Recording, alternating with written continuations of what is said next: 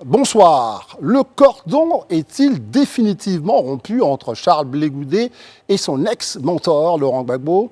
Quel avenir politique pour le président du COJEP?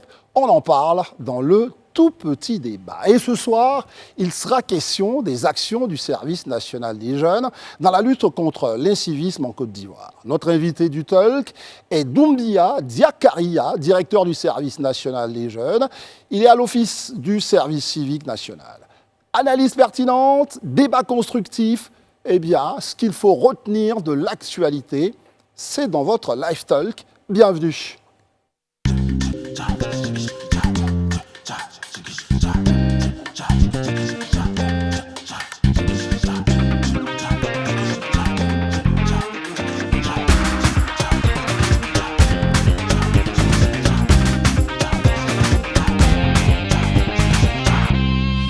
Bienvenue, mesdames, messieurs, vous enchaînez avec le deuxième numéro de la semaine de votre Live Talk, ce moment où nous abordons des débats de société, débats politiques, économiques, en tous les cas, tout ce qui rythme la vie en Côte d'Ivoire. Et nous sommes encore très heureux de vous retrouver ce soir.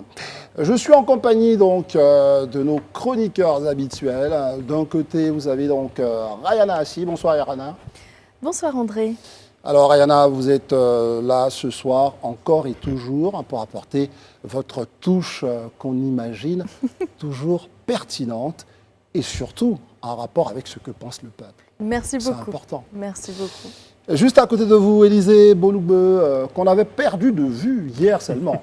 Ah bon, perdu de vue? Non, je ne pas Élisée. Élisée, comment ça va? Je vais très bien, mais à dire vrai, ça me fait bizarre de te voir assis là. Hein. C'est vrai, tout le monde ne peut pas faire son brief à nous, c'est ça, c'est pas évident. Mais on va s'y essayer, il faut bien le suppléer pour qu'il puisse retrouver cette émission là où il a laissé, dans de bonnes conditions d'audience surtout, il faut maintenir la flamme chez nos téléspectateurs. Toussaint Alain, bonsoir. Bonsoir André, comment ça va? On vous retrouve après donc un débat forcément très animé avec quelqu'un que vous avez connu dans une autre vie. C'était donc Éric Caillé. Hier. Vous êtes reparti pour parler d'un sujet quand même qui tient à cœur à tout le monde. Il faut qu'on en parle. Ce sera la question du service civique. Inspiré d'ailleurs par l'une de nos émissions, André. Absolument. Donc, avant de parler du service civique, avant de parler de ce que nous avons lu et entendu, il faut qu'on ouvre simplement le petit débat. Et c'est maintenant.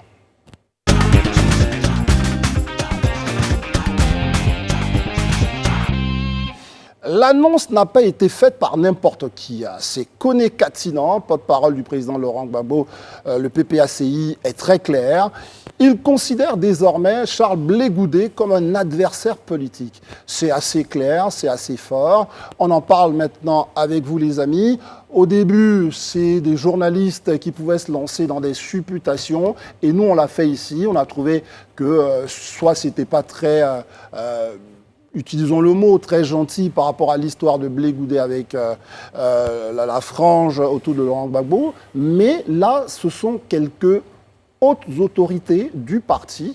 On a d'abord entendu Damana Picasse et ensuite Koné Katinan. Réaction, les amis, la question elle est toute simple.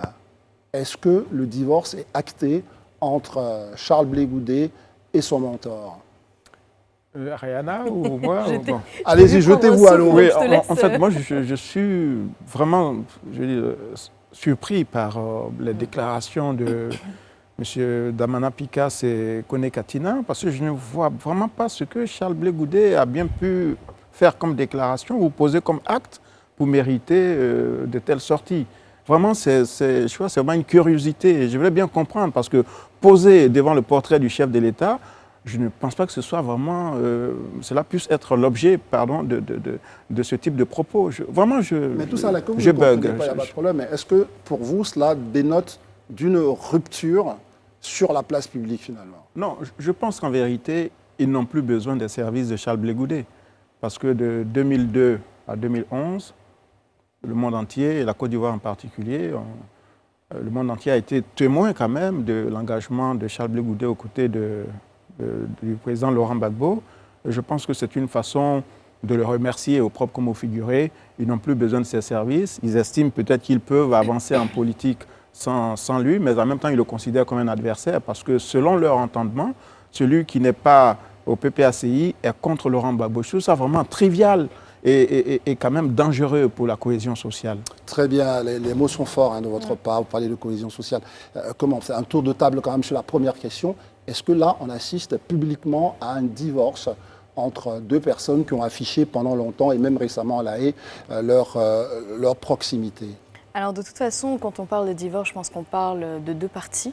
Pour l'instant, on voit en tout cas une demande de divorce qui est faite de la part du PPACI envers Charles Blé Goudet, qui lui ne s'est pas prononcé sur une éventuelle rupture, etc.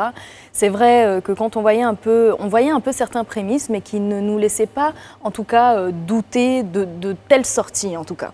Je m'explique, c'est vrai qu'on avait souvent parlé sur ce plateau de cette sensation qu'on avait que Laurent Gbagbo ne forçait pas trop sur la demande d'obtention de passeport de Blé Goudet, qu'il ne l'accompagnait pas assez ou qu'il ne faisait pas assez de sorties concernant, en tout cas, l'acquisition de ses droits de citoyen ivoirien.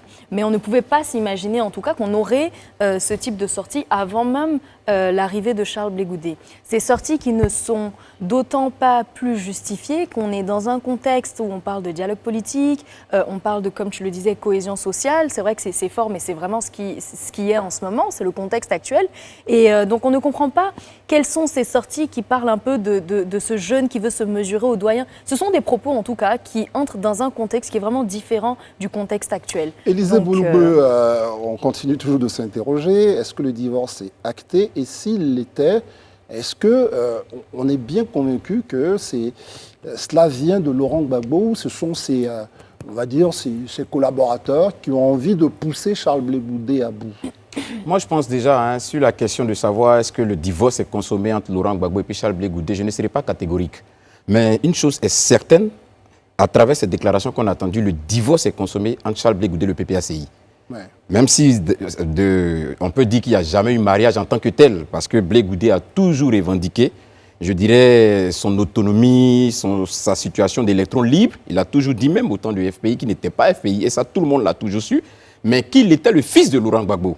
Et je pense qu'il était toujours le fils de Laurent Gbagbo. Même ses dernières sorties, il n'a cessé de le répéter. Même quand il a fustigé l'entourage actuel de Laurent Gbagbo, c'est vrai qu'il n'a pas cité de nom, mais même quand il a fustigé cet entourage, il a toujours tenu à répéter qu'il est le fils de Laurent Gbagbo. Donc le divorce avec Laurent Gbagbo, je ne serai pas catégorique à le dire, mais une chose est certaine, aujourd'hui, Blé Goudet et l'entourage immédiat, parce que Katina, il est un haut responsable du PPACI, oui. Damana Pikas est un haut responsable du PPACI. Donc on peut dire aujourd'hui, les relations entre Blé Goudet et l'entourage proche de Laurent Gbagbo ne sont pas au beau fixe. Ça, on ne peut pas le cacher. Vous le dites, ça, on ne peut pas le cacher. Tout ça, là, il va falloir quand même qu'on comprenne une chose. D'un côté, on a des collaborateurs proches du président Laurent Gbagbo qui disent « Blé Goudet, c'est notre adversaire, il ne faut pas y croire ». Et d'un autre côté, on a Blé Goudet qui dit « Non, moi, Laurent Gbagbo, c'est mon mentor, il reste toujours ». Qu'est-ce qui peut expliquer une telle, je ne vais même pas parler de scission, mais des intérêts comme ça qui s'entrecroisent. D'un côté, Charles Blé Goudet qui continue quand même d'affirmer son appartenance à la personne de Laurent Gbagbo, et les autres qui disent non, c'est notre adversaire politique. Qu'est-ce qui explique ça selon vous? Bon, déjà, je pense que les sorties de M. Katina et Damana Pikas se font selon la ligne définie par le PPACI. Je serais surpris qu'au plus haut sommet de ce parti, les responsables soient en désaccord avec ces différentes sorties. Maintenant, ce qui est en jeu ici, je pense, c'est l'héritage de Laurent Gbagbo, parce que pour eux, il y a un électorat à conserver ou à conquérir, et forcément, Charles Blé Goudet saura peut-être trouver les mots pour parler à ses électeurs potentiels, à ses partisans du FPI, du PPACI. Donc, c'est une guerre de positionnement. Il faut neutraliser, avant même qu'il ait mis les pieds sur le territoire national, Charles Blé Goudet, et envoyer des messages très clairs aussi à leurs partisans. Mais je trouve tout cela malheureux, parce que le véritable enjeu ici, c'est la construction de la paix, la construction de la démocratie. Et Charles Blé Goudet, pour ce qu'il a vécu quand même aux côtés de Laurent Gbagbo à la Cour pénale internationale, aurait quand même mérité d'être rétribué d'une autre façon. Moi, je trouve qu'il y a une forme de lâcheté politique dont on montre ces différents responsables.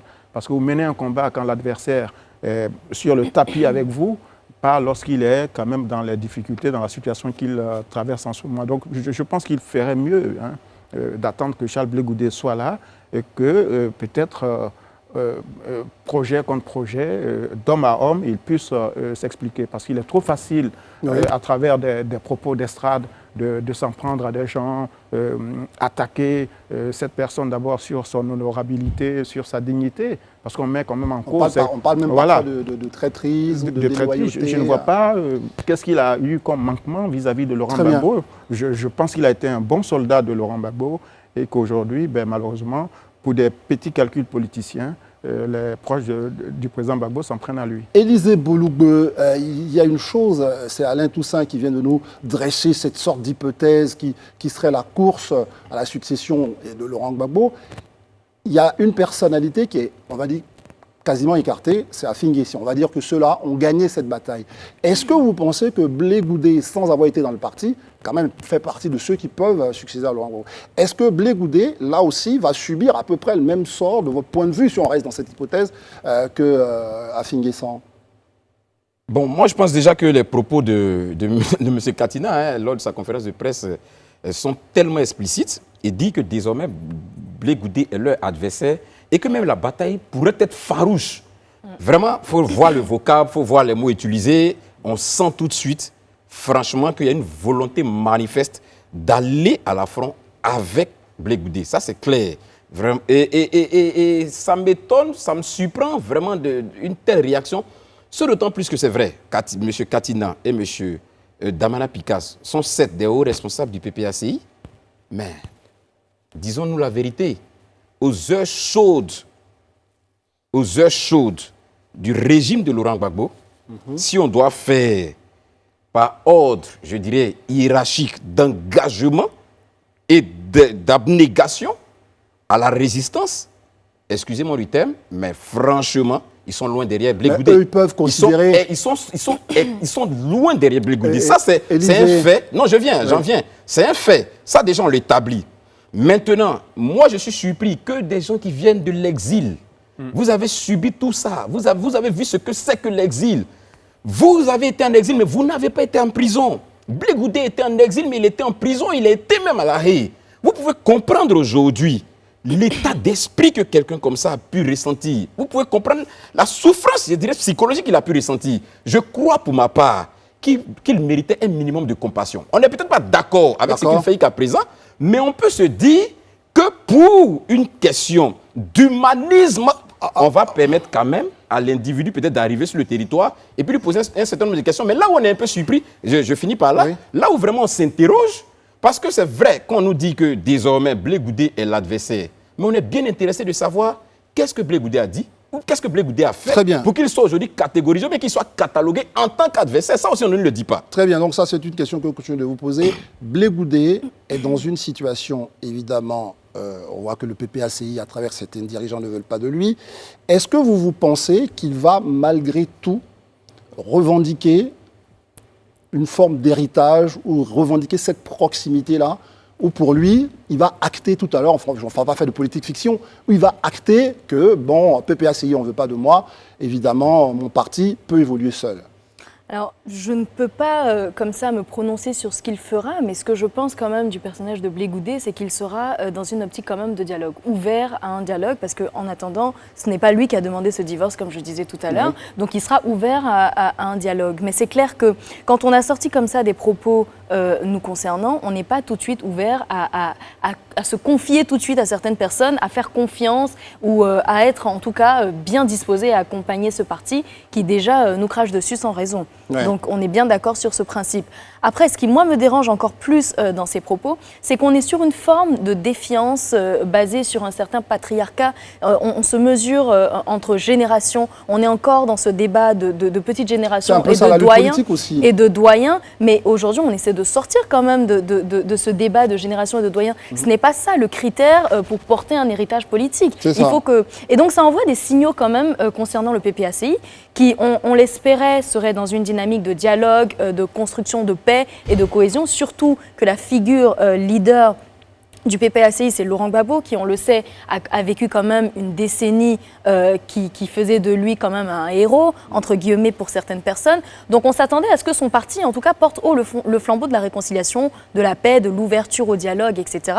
Donc on est sur vraiment un paradoxe qu'on n'arrivera pas à comprendre du PPACI. Donc réconciliation au cœur des membres même de son courant politique. Alain, terminez vraiment là-dessus. Élisée a dit quelque chose de très intéressant, d'ailleurs, en parlant de la stratégie du PPACI qui vise en fait à marginaliser Pascal Affi-N'Guessan et à faire de Blé Goudé le principal adversaire. Voilà, il ne parle pas de Mamadou Coulibaly, il ne parle pas de Simone Babo, il ne parle pas de Pascal Affi-N'Guessan, mais il parle de Charles Blé Goudé. Donc je pense que c'est une stratégie, mais ils ont tiré un peu trop tôt. Donc du coup, l'autre aussi va essayer de se redéployer et imaginer une nouvelle stratégie. Ce que je voulais dire aussi, tout à l'heure, on parlait de retour d'exil. Ce que j'aurais aimé, c'est que nos amis qui rentrent, mes frères, mes soeurs, mes compatriotes, ne se comportent pas comme un Soklopo. Vous connaissez la chanson de Soklopo, d'Amédée Pierre. Bien sûr. Soklopo qui était dans son village, qui est allé, comme on dit, braver un beau matin le commandant de cercle en disant je suis un sorcier, enfin tu ne pourras rien me faire, etc.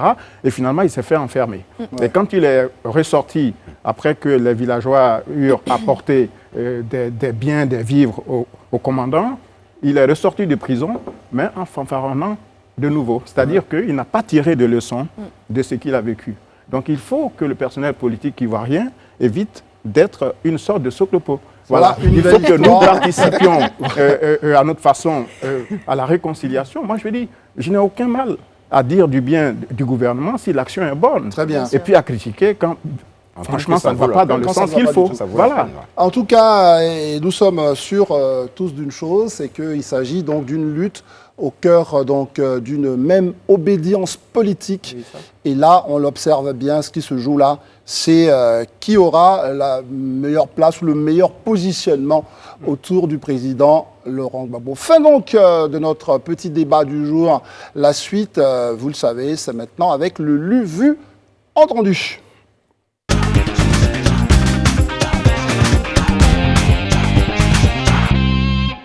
Encore une affaire de drogue saisie, beaucoup de drogue saisie. C'est bien sûr le titre d'un article tiré du quotidien Fraternité Matin qui dit « La lutte contre la drogue en Côte d'Ivoire, plus de 20 tonnes de cannabis et de cocaïne saisies en 18 mois ». Est-ce que vous êtes alarmés par cette une? Vous vous dites finalement, les amis, la Côte d'Ivoire, ça commence à devenir quoi? Ou bien vous dites, bon, la police est de plus en plus efficace, c'est bien, bravo. Ben, on dira les deux. D'abord, chapeau aux forces de défense et de sécurité, à toutes ces brigades qui combattent la grande criminalité et les narcotrafiquants, pardon. Et puis, l'inquiétude quand même de ne plus être la Côte d'Ivoire, mais d'être une sorte de Côte Colombie. Voilà, que désormais, on devient le territoire de transit de tous ces trafiquants. On sait que beaucoup de ceux qui sont détenus à la MACA sont en contact avec d'autres réseaux, notamment en Colombie, etc. C'est quand même inquiétant. Et là, il va falloir agir parce que même quand on fait ce type de saisie, on constate que les trafiquants ont des réseaux au cœur de nos territoires, dans les villes, dans les villages, etc. Ça devient franchement inquiétant.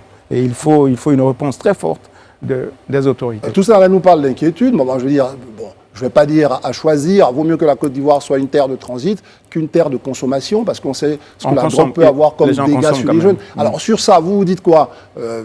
Bon, la drogue est en train de passer pour partir. Tant mieux si on arrive à attraper, mais en tous les cas, ça n'a pas d'incidence sur notre jeunesse. Est-ce que vous regardez les choses de cette façon? On ne peut pas le dire. Moi, mon intime conviction, hein, je vais vous le dire franchement, je pense que là, on est en train d'assister au démantèlement d'un réseau. Moi, c'est comme ça que je vais dire. Je pense pour ma part que ça a toujours existé. Peut-être que jusque-là, les gens avaient su passer par les mailles, ils avaient peut-être certainement bien ficelé le réseau, mais comme on le dit, un système a beau être huileux, tôt ou tard, il finira par céder. Et je pense que là, on est rentré vraiment dans une forme, je dirais, de démantèlement d'un vaste réseau, mais aussi c'est que peut-être, dans mes recherches, dans mes lectures, et j'ai essayé un peu d'investiguer, vous savez, la côte ouest, c'est-à-dire toute la zone d'Abidjan, passant même par Cotonou, parce que aussi, je vous rappelle que dans ces pays-là aussi, on a découvert aussi des grandes quantités. Vous allez remarquer que tout ceci a commencé à prendre une certaine allure, une certaine importance, quand on a commencé à stabiliser la Guinée-Bissau. La Guinée-Bissau qui jusque-là, depuis de longues années, avait été perçue comme un territoire où véritablement était le fief des narcotrafiquants qui y exerçaient avec vraiment tout ce qui était là. Mais quand le pouvoir commence à se stabiliser, on a vu que ça commençait à changer de direction. Mais comme je le dis, pour moi, c'est quelque chose qui existe depuis un moment. Mais aujourd'hui, on est en train d'assister à un véritable démantèlement d'un réseau. C'est pourquoi je salue vraiment les forces de police. Et je pense que, même si c'est vrai que de l'extérieur, beaucoup pourraient dire, mais attends, c'est quelle histoire de chaque fois en train de découvrir la drogue et autres en Côte d'Ivoire. Mais moi, je pense que c'est peut-être bien d'aujourd'hui avoir peut-être, je dirais, cette étiquette-là de ce qu'on on a des saisies importantes de drogue sur notre territoire. Mais au moins, je préfère le fait qu'on ait des saisies importantes plutôt qu'on ait l'impression qu'il n'y a absolument rien, mais qu'en réalité, en dessous, les choses se passent. Et aujourd'hui, je suis fondamentalement convaincu que le réseau est en train d'être démantelé. Rien si, quand même, il y a une chose qu'on se dit, c'est la robustesse quand même de notre système de sécurité. On a en place des choses qui fonctionnent. Finalement, à côté de la crainte de Toussaint-Alain, on peut se dire, ben non, moi je suis plutôt tranquille. La police ivoirienne, les gendarmes ivoiriens sont de fins limiers. Mais oui, on peut être tranquille dans un certain sens parce qu'effectivement, ces réseaux, on le sait, existaient déjà. On avait déjà eu quelques alertes avec des chiffres qui ne sont peut-être pas aussi élevés. Donc on voyait quand même que notre système de sécurité fonctionnait, mais c'est vrai que ce trafic, entre guillemets, prend beaucoup plus d'ampleur. Et aujourd'hui, nos forces de sécurité n'ont pas le choix que d'être efficaces. Ouais. Ils n'ont pas d'autre alternative, sinon c'est un phénomène qui va vraiment prendre une plus grande ampleur et qui va même salir leur image quelque part. Donc ils n'ont vraiment pas le choix, ils doivent être efficaces. Ils doivent être efficaces, Rihanna. Une question pour vous. Est-ce que vous pensez que la Côte d'Ivoire a les reins solides pour faire face à un afflux comme ça, on a vu dans d'autres pays, Colombie, Mexique. Est-ce qu'aujourd'hui vous pensez qu'on a cette solidité-là pour faire face à des trafiquants comme ça qui arrivent avec de gros moyens, tout ça? Bon, on n'a jamais suffisamment de moyens ou de ressources pour combattre ces réseaux criminels, mais on peut compter sur la coopération internationale. D'abord, il y a les États-Unis, la France, et il y a également Interpol, voilà, la police des polices, voilà, qui s'implique dans la lutte contre ces criminels. Je voulais juste relever un fait. Sur la consommation interne, je pense qu'on se tromperait en affirmant ou en imaginant qu'il n'y a pas un réseau de revente de consommation interne, voilà, intérieure. Au contraire, quand vous allez dans nos quartiers et autres, déjà il y a, je crois, quelques jours ou quelques heures, je crois que la douane a saisi de la drogue au niveau d'un hôtel, je crois que c'est l'hôtel Ibis à Marcory, etc. Enfin, en tout cas, dans cette zone-là, voilà, dans la zone, donc ce qui signifie qu'il y a aussi dans ces cargaisons destinées à l'export une quantité certaine réservée à la consommation intérieure. Et c'est ce que les autorités, je pense, s'attachent à combattre. Et pour rebondir sur ce qu'Alain dit, même si certains se réjouissent du fait que pour le moment, il n'y ait pas énormément de consommation, mais de toute façon, plus le réseau s'élargit et plus la consommation également va s'accroître. Donc il faut limiter en tout cas les dégâts dès le début de la propagation. Sur la probabilité, forcément il y a une certaine quantité, mais est-ce que vous pensez qu'elle prend de l'ampleur, la quantité qui serait réservée à la consommation? Mais si on veut aller sur la base d'un certain nombre de statistiques, depuis quelques années, avec des rapports qui ont été élaborés par des structures en charge, en tout cas, de contrôle de tout ce qui est stupéfiant, on peut dire que sur le plan national, il y a eu quand même un certain moment, une certaine hausse de la consommation. Il suffit juste d'aller dans les centres même de rééducation de ceux-là qui sont... Croix Bleue, voilà, et autres, pour voir un peu. Et puis même dans nos établissements scolaires, on a eu beaucoup de choses, on a entendu beaucoup de choses, on a eu même beaucoup de rapports, même des autorités éducatives sur la consommation dans nos écoles de stupéfiants. Ça, c'est une réalité. Mais comme je le dis, il est déjà bon, c'est de bons signaux que les forces de défense et de sécurité apportent déjà avec toutes ces saisies-là. Et puis, moi, je voudrais saluer la coopération, comme Alain le disait, la coopération internationale, parce que ce qui se passe là aujourd'hui, c'est vrai que nos forces de l'ordre sont en alerte, mais elles ne sont pas seules dans la lutte. Elles sont appuyées par les États-Unis, comme il a dit, par l'Union européenne, en tout cas par beaucoup de pays, parce qu'en réalité, comme on le disait tantôt ici, il y a quand même une bonne partie de cette drogue-là qui transitent effectivement par chez nous, mais qui a pour destination finale ces pays-là en réalité. Absolument. Donc ils sont obligés d'une manière ou d'une autre de venir en amont pour vraiment faire la lutte. Voilà le tour que nous pouvions faire autour de cette question donc, de drogue qui transite par la Côte d'Ivoire. Première question à évoquer, c'était la politique. Ensuite, cette affaire de drogue. Mais vous le savez, la suite, ça va être notre invité. Et quand nous sommes à mi-parcours, c'est bien sûr pour marquer une courte pause avant de le recevoir. Ce sera dans un instant.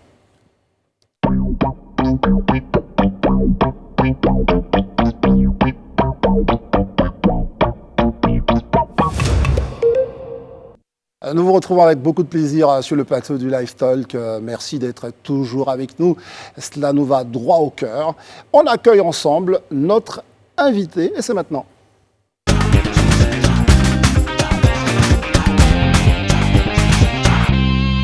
Monsieur Doumbouya Diakaria nous a rejoint sur ce plateau. Il est le directeur du service civique national des jeunes. Il est lui-même à l'Office national du service civique et il va nous parler du service civique, de ces structures-là, comment tout cela fonctionne. Et je pense qu'il y a une question essentielle, monsieur le directeur. Le service civique, c'est quoi? Merci, monsieur. Avant tout propos, au nom du ministre de la promotion de la jeunesse, de l'insertion professionnelle et du service civique, nous tenons à remercier la direction générale de la télévision. Le service civique, avant de parler du service civique, il faut faire un peu d'historique. Très bien.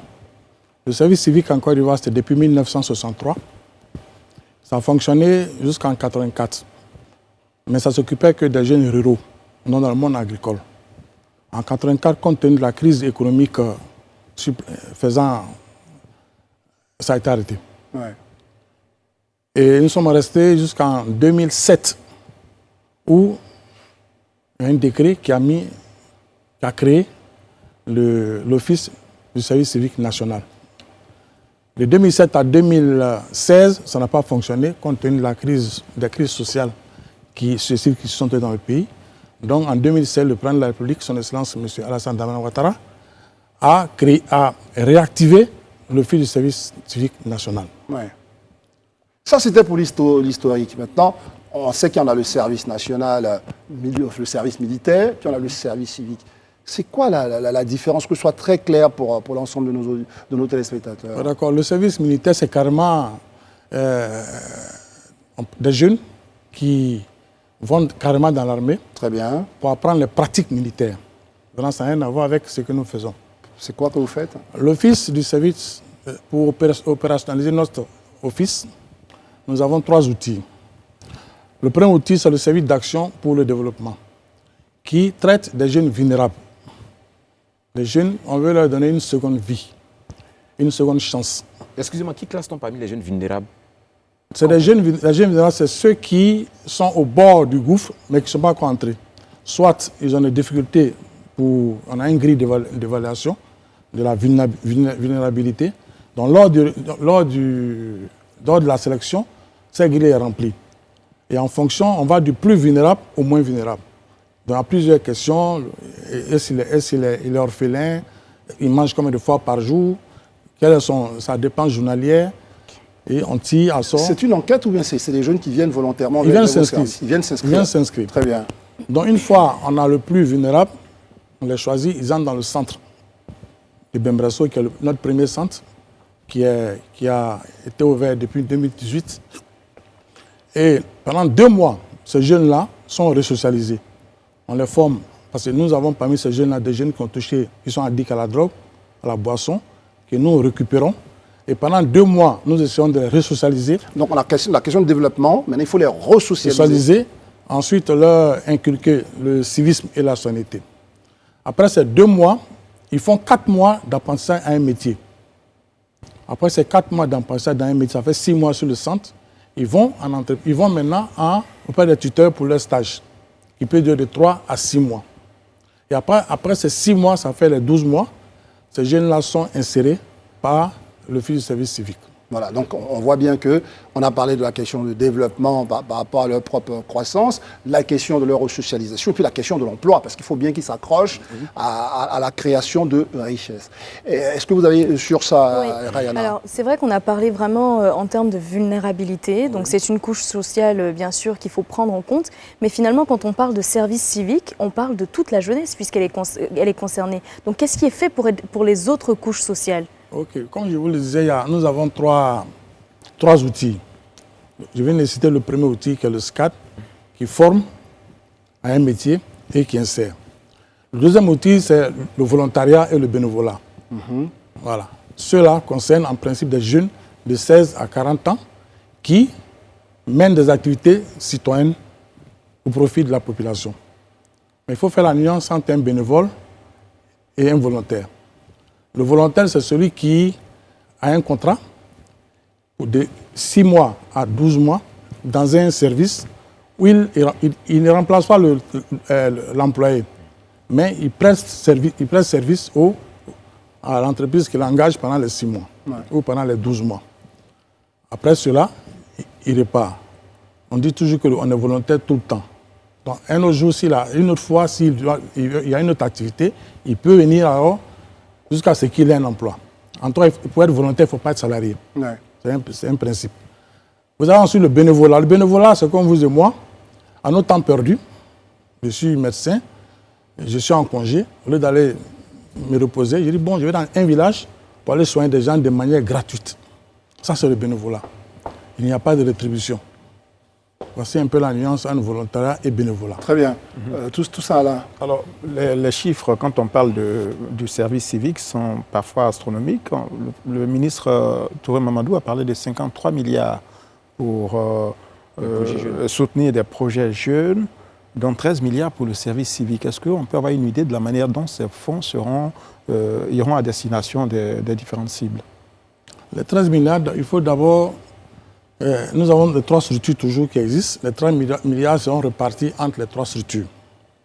Nous avons le SCAD, nous avons le volontariat, et nous avons ma direction qui est le service national des jeunes. Voilà. Ma direction est une direction qui... c'est l'engagement citoyen qu'elle prône. Vous venez, on vous sélectionne et vous allez faire un mois ou une semaine ou 2 semaines dans un centre avec un encadrement militaro-civil. Et après les 1 mois ou les 2 semaines, vous allez sur le terrain pour faire dans vos départements respectifs pour faire le service auprès des préfets, auprès de la population. C'est les travaux d'intérêt communautaire que vous menez. Mais ça, il est important qu'on comprenne. Est-ce que le service civique est une voie d'obligation ou on continue, après tout ce que vous avez pu observer, on continue sur le volontariat? Comment ça se passe finalement? Au service national des jeunes, après les 2 semaines, ça dépend. 2 semaines, c'est pour les jeunes qui vont à l'école. Pendant le congé de Noël, par exemple, ils vont faire 2 semaines sur un centre et puis ils ressortent. Alors qu'un mois, c'est vraiment pour tous les jeunes, qu'ils soient élèves, qu'ils soient étudiants, qu'ils soient ruraux.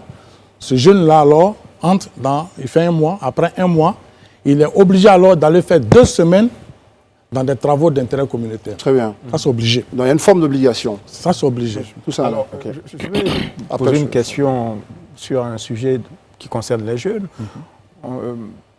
Depuis une vingtaine d'années, voire une trentaine, la Côte d'Ivoire est accusée de faire travailler des enfants dans les plantations de cacao, etc. Est-ce que vous pouvez envisager, par exemple, que dans le cadre d'une politique structurante, des jeunes soient déployés dans ces plantations pour travailler et en contrepartie ils recevraient une rémunération? Là, ce serait un vrai service civique, mais qui apporterait de la richesse à la communauté. Est-ce que ce type d'idée, de projet est possible? Non, on n'y pense pas, puisque c'est compte tenu de la pénibilité du travail dans les plantations.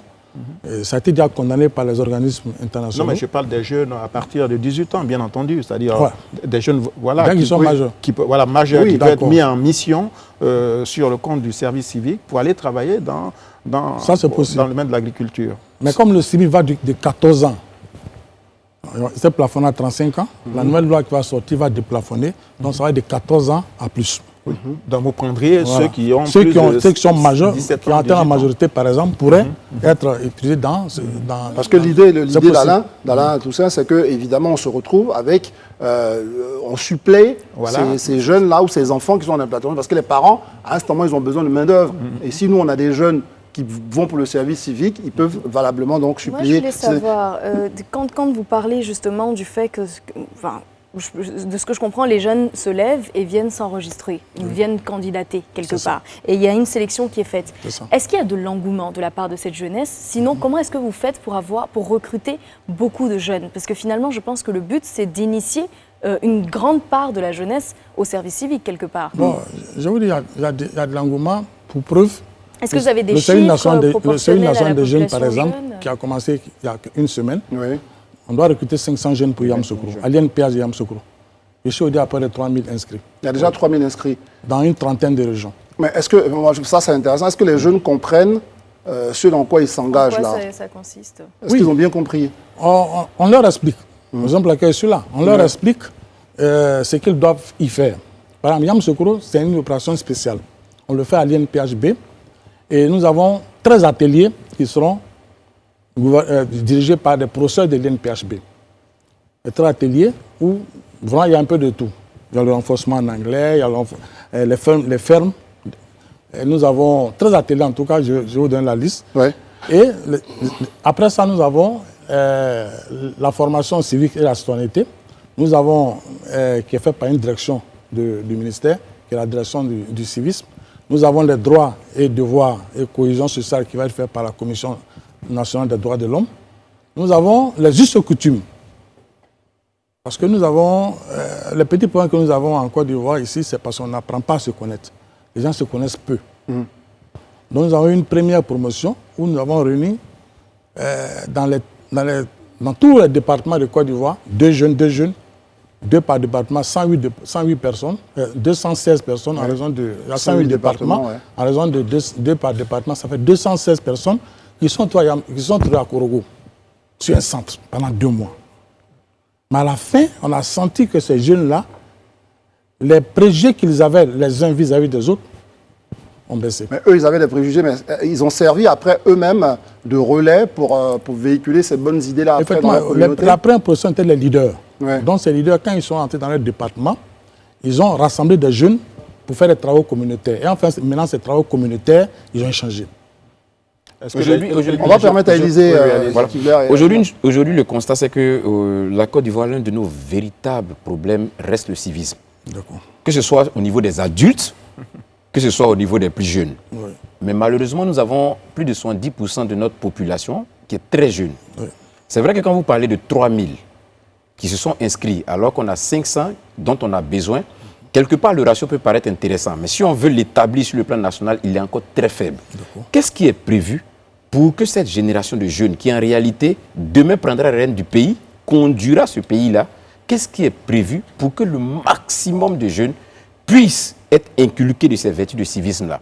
Parce que tel que c'est, je vois qu'on va, c'est vrai, c'est une bonne volonté, mais c'est plus qu'à pas de tortue. Je crains qu'après 20 ans même, on n'ait pas vraiment réalisé une marge suffisante. Oui, c'est vraiment, on ne pourra pas changer la situation avec un coup de bâton magique. C'est ça. Il faut du temps. Il faut même une génération. Ok. Nous sommes à 77% de jeunes en Côte d'Ivoire. Et 77% des jeunes, c'est un grand effectif. Et ces jeunes-là, on nous dit souvent qu'il faut commencer par les adultes. Je dis non, il faut commencer par les jeunes. En tout cas, nous, chez nous, au ministère, nous avons choisi de commencer par les jeunes. Une fois le jeune, il est bien éduqué, il peut éduquer les parents. J'ai un exemple, je donne un exemple. J'ai un couple ami qui était à bord de leur voiture, et puis ils ont fini de manger la banane. Et quand ils ont fini, la partie non consommable dans un sachet par la fenêtre de la voiture. La petite fille qui est derrière en maternelle, elle dit « Ah, maman, on ne fait pas ça. » On ne fait pas ça. La femme dit « Mais pourquoi on ne fait pas ça ?» Elle dit « Non. Pour protéger la La maîtresse nous a dit à l'école qu'on ne jette pas ça, on va salir la ville. Et si on salit la ville, on sera malade. » Je vous jure que ce couple-là, jusqu'à aujourd'hui, même quand ils veulent le faire, quand ils pensent À ce qu'a dit la à petite. ce qu'a dit la petite fille, ils remettent dans la voiture. Alors, Comme quoi, Et au ministère, vraiment, il faut commencer à forger le jeune qui plus tard va éduquer les grandes personnes. Une chose est sûre, tout ça Alain pour intervenir, on parle aussi d'incivisme parce que c'est vraiment une question qui est au cœur du sujet. Et est-ce que la massification, il parlait de 13 milliards, Élisée parlait aussi des restrictions un peu, est-ce qu'on a, et on marquera une pause, est-ce qu'on a suffisamment de moyens pour adresser la question de l'incivisme de façon un peu massive? Parce que c'est vraiment un vrai sujet. Oui, le service civique est un des piliers importants du programme de gouvernement du plan de la République. Oui.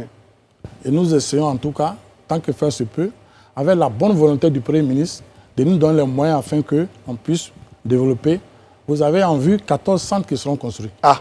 À travers, parce que j'ai un problème de capacité.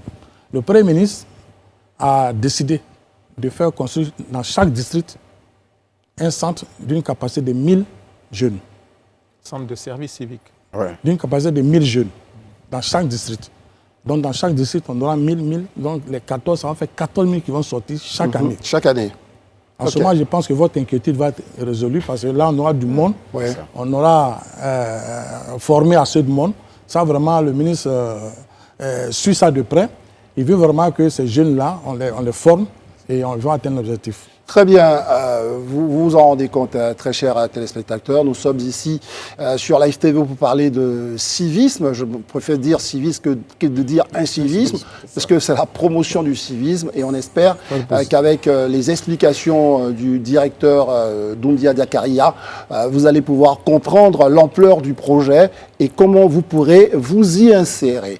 Marquons encore une courte pause et nous nous retrouverons ici même, parce qu'il y a encore des choses à savoir sur le civisme.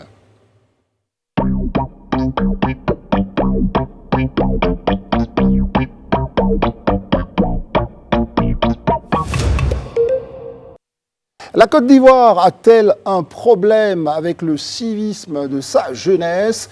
Eh bien, pour essayer ou tenter de régler cette question, elle s'est dotée donc d'un ensemble de structures, dont le service civique national, l'Office notamment. Et aujourd'hui, pour en parler, nous avons le directeur du service national des jeunes, qui abrite tout un ensemble de programmes et pour permettre aux jeunes donc, de se reconnecter au reste de la société à travers justement des exemples, à travers des modules qui leur permettent de se sortir, on va dire, d'une situation où les jeunes finalement deviennent marginaux. Tout ça, Alain, on va poursuivre notre interview avec... J'écoute avec beaucoup d'intérêt et d'attention, monsieur le directeur. Ces jeunes, une fois sortis de la formation, qu'est-ce qu'ils deviennent? Est-ce que vous avez déjà planifié un programme? Parce qu'en fait, la finalité de tout ce qu'on fait, ça devait être l'emploi de ces jeunes. Voilà. Là, j'ai du mal un peu à comprendre comment s'articule la séquence le passage au service civique avec le marché de l'emploi. La durabilité de l'emploi. La durabilité de l'emploi et voilà, finalement, l'efficacité et l'utilité du passage au service civique. Merci. Je pense que le gouvernement a bien réfléchi, bien pensé, d'arrimer le service civique au ministère de la promotion de la jeunesse et de l'insertion professionnelle. Initialement, c'était un secrétariat d'État chargé du service civique qui était isolé. Aujourd'hui, le service civique est arrimé au ministère de la promotion de l'emploi et du service civique. Alors, ça, c'est un avantage pour les jeunes. Parce qu'au sein du ministère de la promotion de la jeunesse, nous avons une agence qu'on appelle Agence Emploi Jeunes. Oui. Le ministre a souhaité, en tout cas, lorsque ces jeunes-là passeront de nos structures, qu'on puisse les déverser à l'Agence Emploi Jeunes. Faire les orienter vers. Les orienter vers. Donc, il y a une possibilité de sortie pour les jeunes. Ils iront s'inscrire. Dès qu'ils sont inscrits dans nos centres, on leur dit inscrivez-vous à l'agence déjà Emploi Jeunes. Pour ceux qui sont des diplômés, lorsqu'on fera le recrutement, on verra comment on va les insérer. Pour ceux qui n'ont pas de diplôme, lorsqu'il y aura des fonds pour financer des AGR, alors ceux-là seront intéressés par ces fonds. Donc je pense que le fait d'arrimer le service civique au ministère de la promotion de la jeunesse est une bonne chose. Ça a été bien C'est une bonne chose, tout est bien Ce pensé. sont de belles perspectives, mais comment est-ce que vous faites... Moi, je vais revenir sur la sensibilisation pour l'intégration même de ces jeunes dans tout ce cursus de formation. Est-ce que ces jeunes savent déjà ce que c'est que le service civique avant de se lever pour venir s'inscrire? Parce que ça compte aussi. Donc, qu'est-ce que vous mettez en place comme mécanisme pour déjà sensibiliser, éduquer à ce civisme-là pour pouvoir récupérer ces jeunes? Vous avez tout à fait raison, madame. Le civisme n'était pas connu ou n'est pas connu. Mais avec la fougue du ministre Touré Madou, qui veut en faire sa chose, il communique dessus. Il nous demande de communiquer dessus. C'est ce que je suis en train de faire. Nous communiquons suffisamment sur le civisme et la citoyenneté pour que les jeunes prennent connaissance de cela et qu'ils viennent s'inscrire. J'ai une formation à Yamoussoukro qui commence le 21 juillet, le 24 juillet pour finir le 21 août, un mois à l'INPHB. Nous avons commencé les inscriptions en ligne il y a peut-être une semaine et nous sommes déjà à près de 3000 inscrits. Je pense que d'ici le 5 juillet, qui est le dernier délai d'inscription, on va atteindre les 10 000. Donc beaucoup de jeunes, vous nous dites, s'intéressent donc à ces questions et sûrement que tout ça suscite de l'intérêt pour vous. C'est ça. Moi, je suis bien intéressé de demander au directeur, vu qu'aujourd'hui la question du civisme est importante pour l'ensemble de la population, est-ce qu'en dehors des jeunes volontaires qui viennent, est-ce qu'il est prévu un module à l'attention de l'administration ivoirienne de façon générale? Parce que là aussi, c'est un véritable bourbier d'incivisme en fait. Est-ce qu'il y a des modules qui sont prévus pour l'administration?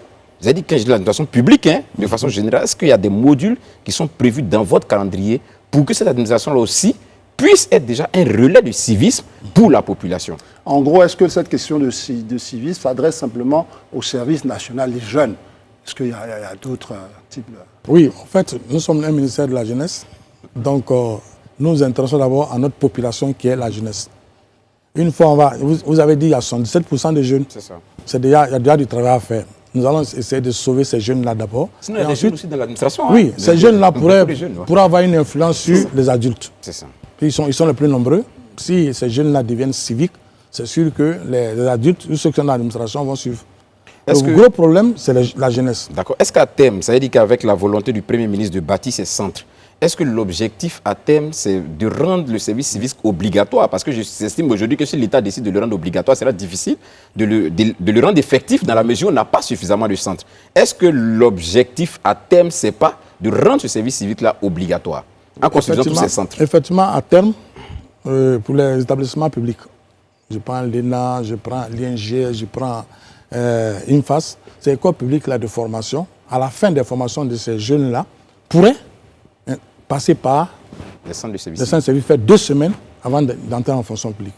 Ça, on peut imaginer, on pense à ça déjà. Donc là, vous travaillez déjà sur l'administration, comme je l'ai demandé. Alors, vous avez parlé qu'ils sont déjà dedans. Juste un instant, donc, c'est-à-dire qu'il y a un travail qui est fait qui va aller au-delà. Au-delà. On pense aux écoles, aux grandes écoles. Ouais. Alors, toujours sur la jeunesse, vous avez parlé d'une cible qui se situe quand même dans une tranche d'âge qui commence à partir de 14 ans. Oui. 14 ans, on sait qu'ils sont encore à l'école. Oui. Quelles sont vos collaborations avec les différents instituts d'éducation pour rendre votre travail beaucoup plus efficace? Parce qu'on sait que de grosses parties de la jeunesse sont dans ces établissements. Effectivement, un tel travail ne peut se faire sans la collaboration de Madame le ministre. Madame le ministre est partante. Madame le ministre de l'Éducation nationale et de l'alphabétisation est partante pour ce qu'on fait. Nous collaborons parce que nous allons, pour les 14 ans et 17 ans, nous visons 42 écoles comme pilote. Donc, à l'entrée prochaine, dès septembre, on va cibler 42 écoles. Et ces 42 écoles, ça fait au moins 10 000 jeunes qu'on va recruter. Oui. Pendant les congés de Noël, congés de Pâques, ils auront fait 2 semaines dans des centres où on va leur faire des cours de civisme et de citoyenneté avec encadrement civilo-militaire, toujours. Ouais. Ensuite, tous nos centres, il y a un encadrement civilo-militaire.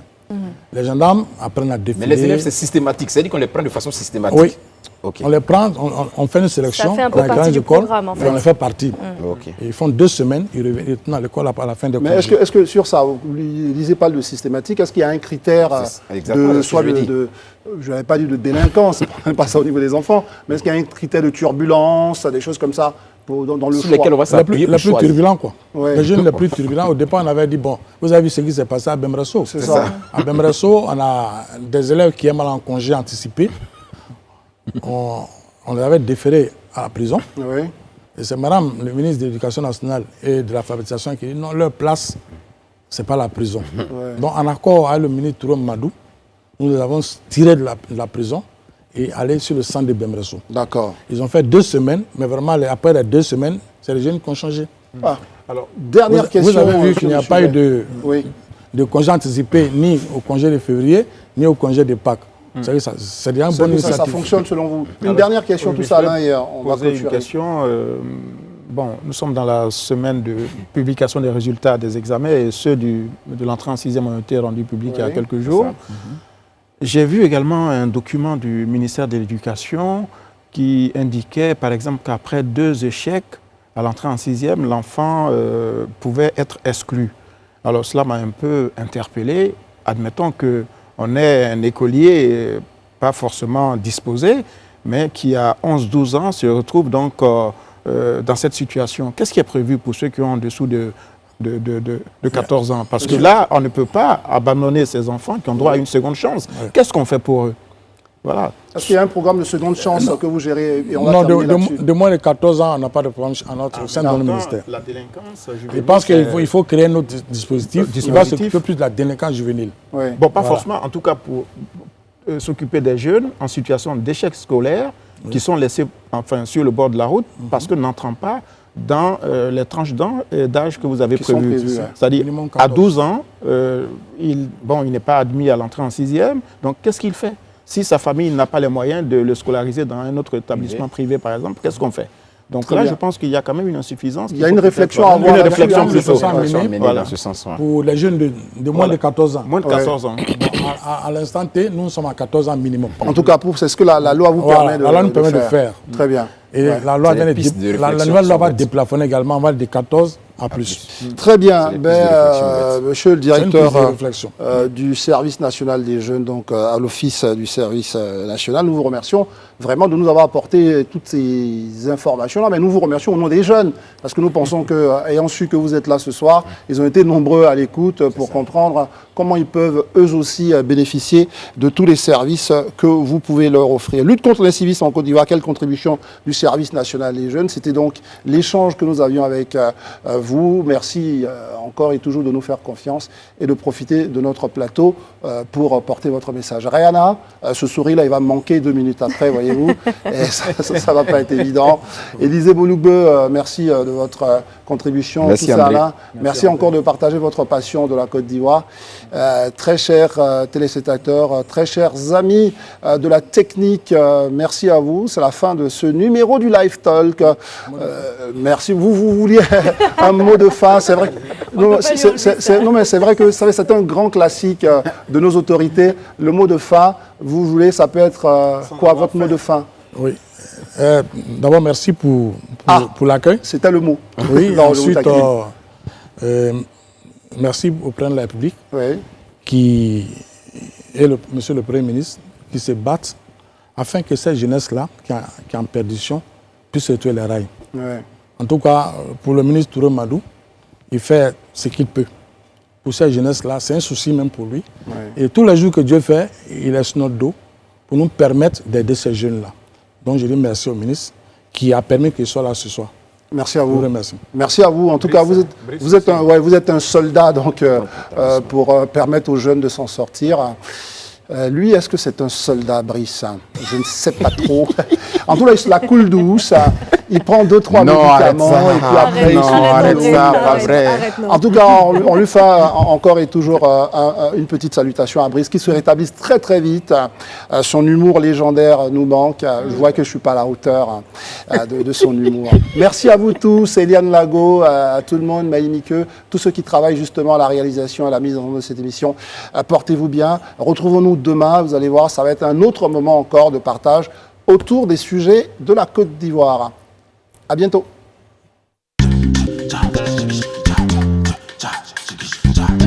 Cha